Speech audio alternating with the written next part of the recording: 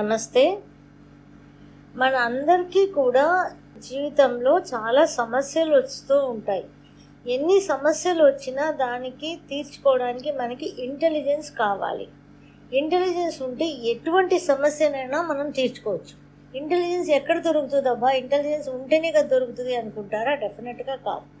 ఒకసారి కామ్గా మనం ఆలోచిస్తే, ఎంత డీప్ కామ్గా మనం ఆలోచిస్తే ఎటువంటి సమస్యకైనా సొల్యూషన్ దొరుకుతుంది అనమాట. కామ్నెస్ ఒక్కటే ఇంటెలిజెన్స్ని పెంచుతుంది ఎప్పుడు కూడా.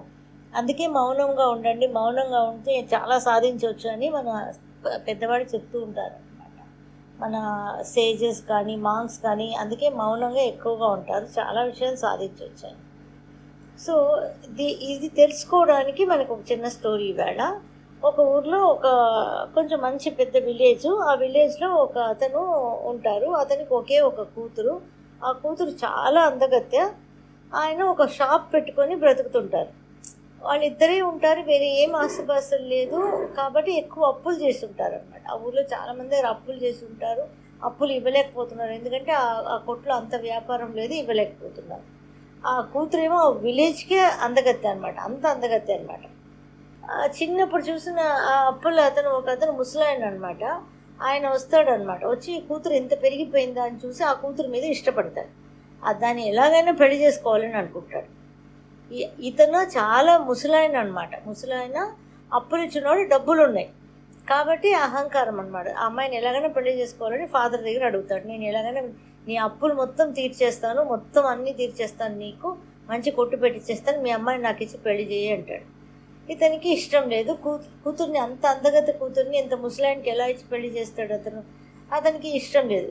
నేను ఎలా చేయించలేను, మా అమ్మాయి కూడా ఒప్పుకోదు అంటాడు.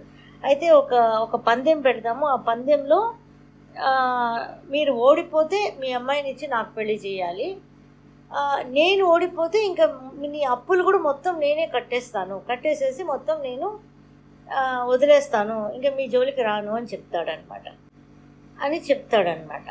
సరే అని ఏం పందేం అనుకుంటే అతనే డిసైడ్ చేస్తాడు. 2 పెబుల్స్ దగ్గర కంకర రాళ్ళు ఉంటాయి కదా, అందంగా పెబుల్స్ అంటారు కదా, ఆ పెబుల్స్ ఒకటి బ్లాక్ ఒక వైట్, 2 నేను బ్యాగ్లో వేస్తాను.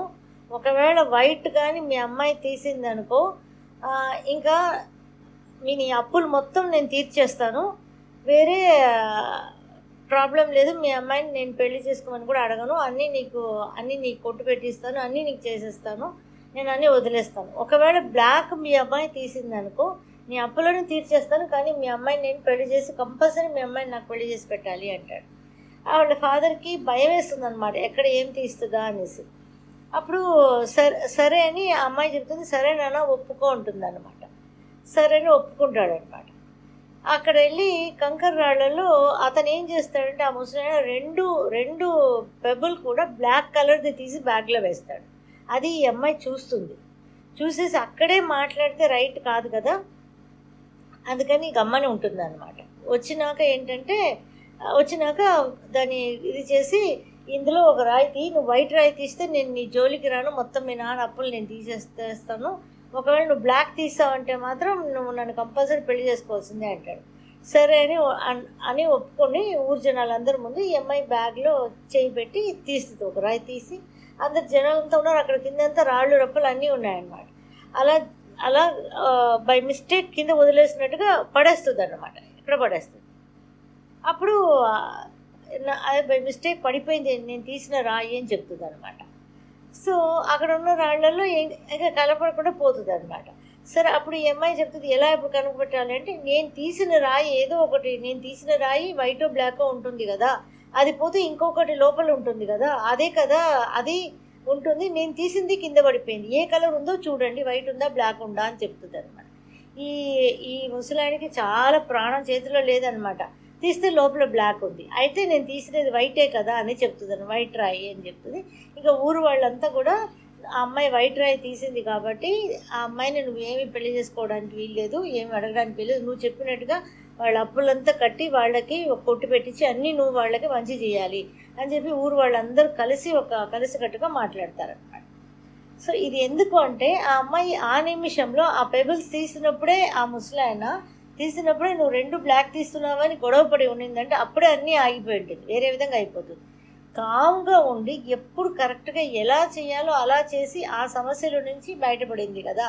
సో ఇక్కడ ఏంటంటే కామ్గా ఉండడం, మౌనంగా ఉండి లోపల మనం ఇంటెలిజెన్స్ని పెంచుకోవడం వల్ల ఏ సమస్య అయినా ప్రపంచంలో ఎటువంటి సమస్యను ఇంకా తీర్చలేని సమస్య అనేది లేనే లేదు అనడం కోసమే ఈ స్టోరీ అనమాట. మీకు అందరికీ నచ్చుంటుంది అనుకుంటున్నాను. మీకు నచ్చుంటే నాకు కామెంట్స్లో తెలియజేయండి. వీడియో కనుక మీకు నచ్చినట్టయితే లైక్ చేయండి, షేర్ చేయండి, కమెంట్ చేయండి, సబ్స్క్రైబ్ చేయండి అండ్ బెల్ ఐకాన్ ప్రెస్ చేసుకోండి so that you don't miss any of our videos.